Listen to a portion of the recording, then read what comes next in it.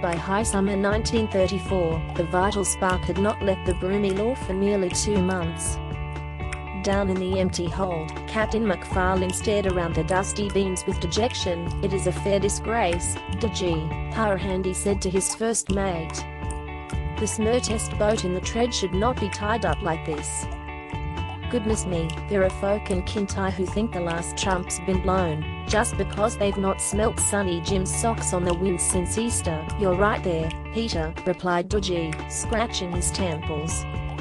"A man can only spend so much time in harbour before he lusts for the broad rolling waves o' up Loch Fyne again." "Aye," the captain sighed. "And talking about lust, is Sonny James back from his afternoon at the pictures?" Dodgy indicated displeasure. "Ah, mark my words, Handy, no good will come of that Jessie Campbell," he said. "I saw her on the pier last night with your James, and they were both giggling. It's not natural." There was a grunt from the engine room, and Dan McPhail's grubby face appeared, and said, "That is, because when you were Jim's age, the only way you could make a girl laugh was by showing her your school certificates." Dodgy bristled. "How'd ye west, McPhail? I had plenty of lasses when I was young." "You never noticed them because, being permanently caked in engine oil, they never came near you." Handy held up a warning finger. "Now, I'll have no fighting among the ranks," he said. "I merely asked about Sonny James, because he promised he'd cook sausages tonight." Dan and Dodgy both looked chastened. "Sorry for being a bit rowdy, Captain," said Dan. "But 6 weeks without wages enough to try the patience of a cent." Handy frowned at the inappropriate comparison, and rubbed his chin. Aye, he said, "it's hard, I'll admit. But there are thousands of men up and down the Clyde in the same position.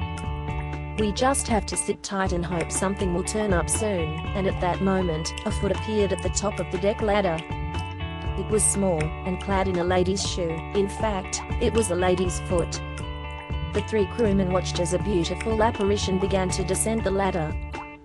Behind the girl, Sonny Jim was at the top of the ladder, grinning. "This is Jessie Campbell," he said. "I promised to let her see round the vital spark before I started cooking supper. She's really interested in engines." Handy removed his bowler hat, shined his hair down, and held out an oil-grimed hand. But the young girl barely acknowledged him, and instead began methodically surveying the hold in silence. After a minute or so, she descended further into the engine room. There was a low hum as she did something unseen down below, before eventually re-emerging from the engines after a further silent minute. Handy cleared his throat.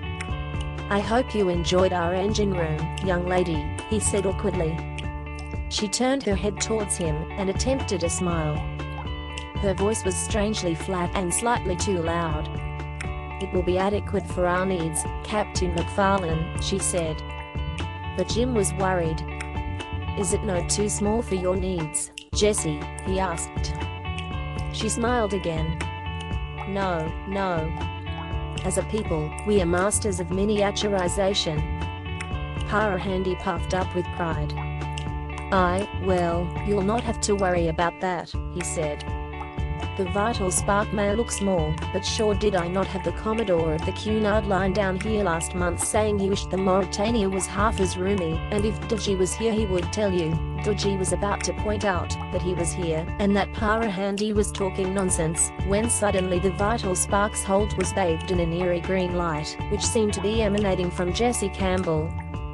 The poor girl was shaking, as if in a seizure, her back arched in pain.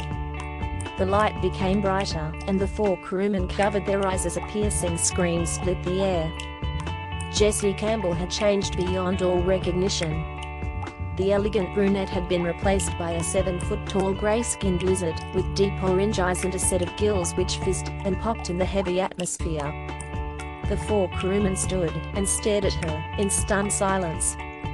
Eventually, Handy cleared his throat. "Man," he said. "You're not one of the Campbells from Barra, are you?"